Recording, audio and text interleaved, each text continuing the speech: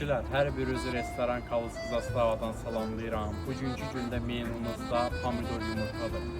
Kişilərin sevimli yeməyidir.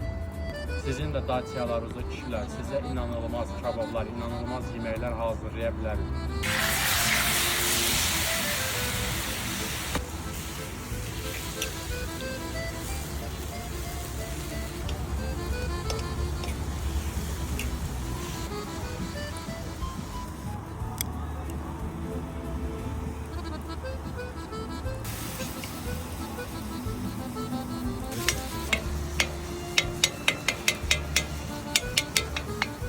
Yumurtamızın yağındırması o. Gözləyirik suyu çəkilsin. Çünki pomidor yumurtada su qaldısa, o kişilər daha yaxşı bilir.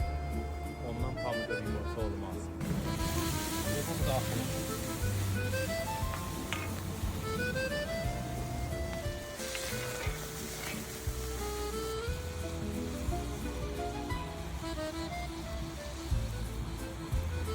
Kişilər, bu pomidor yumurtadır.